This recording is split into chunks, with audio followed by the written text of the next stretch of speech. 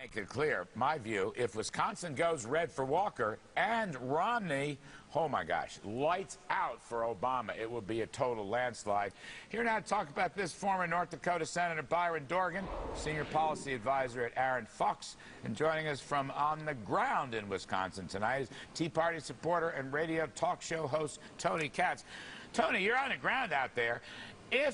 If Scott Walker wins, isn't this a gigantic defeat for big labor and for the big Democratic Party and ultimately for the big president, Mr. Obama himself? Isn't that just basic political math?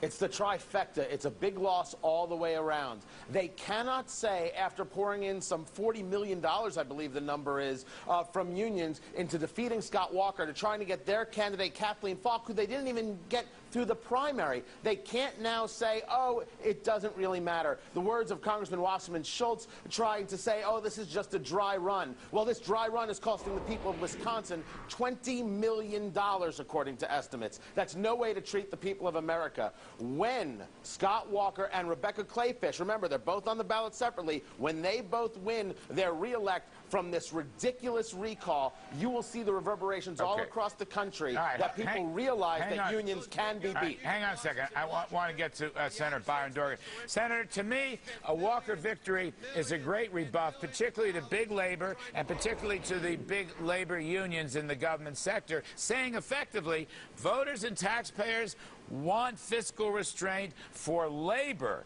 not just for everybody else, but for labor. That's one of the meanings here, is it not? No, I think this is a governor that took a hard right turn and decided to scapegoat public workers. But look, this exists in Wisconsin.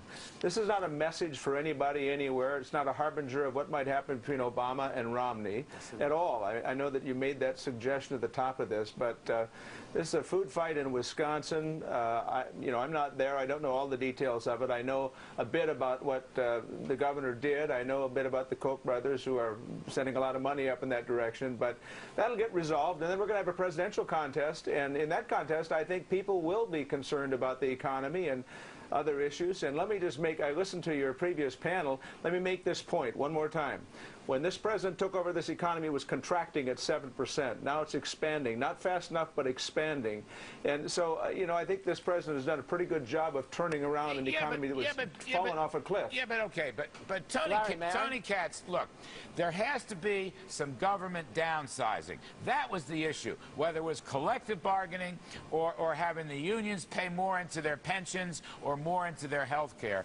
And if Walker wins, the voters of Wisconsin will join voters in Indiana and Ohio and other places saying, you know what, government unions are not immune from this kind of downsizing. Isn't that the message that's going to come out of this? Well, not the message that I see. Take out the and let me just say that politics and let's play it by the numbers. Well, wait, I don't know who we're asking here. Are we asking me? Yeah, Tony Katz, go ahead. All right. Let's play it by the numbers. A $3.6 billion debt gone in Wisconsin. They didn't raise taxes. They now have a $150 million surplus. That's the numbers. There shouldn't be a question of Republican or Democrat or liberal or conservative. Do the numbers work and did the plan work? The answer is yes, it did. The unions lied about what would happen. Scott Walker was right, and he's going to get rewarded. And by the way, it should be very important to know that, you talk about the Koch brothers, AFP putting together this bus tour for a better Wisconsin. I'm glad they're doing it. Thank God they're doing it, because someone has to get the message out there. Someone has to be able to be the counterweight to those unions, and I want to see more people getting out there. 3 cheers for Americans for prosperity. Let's not talk about them badly again. Let me say just a word? Yeah, just the last word, please, sir. Well, good for the Koch brothers. But you know what? I got a big, fancy mailing at my home from the governor of Wisconsin. He's raised $30 million. $30 million. He may win or lose. I don't know what's going to happen to him. I think this is a guy that took a hard right turn, and frankly, it's not where America is. Yes, we need to cut spending. We need to do a lot of things, including raising some additional revenue to put the country on track. Is exactly where America is. Senator Dorgan, I think that Scott Walker sent you a letter because he loves you. Now he sends all Americans a letter asking for money. No, he sent a special letter to you. He had a handwritten thing. MoveOn.org is begging for $5 a person. So. I got to go. Thank you. Both terrific. Thanks. Senator Byron Dorgan, we begging. appreciate it very much. Tony Katz, thank you, buddy. Coming up on Kudlow, deflation alert. Euro jitters put the squeeze on stocks. The Dow's decline today makes this the worst monthly performance for the index since May 2010.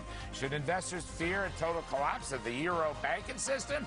We're going to ask some impressive experts. The Kudlow Report. Be right back. If Scott Walker wins in Wisconsin on Tuesday, Wisconsin is in play for the general election. Trust me.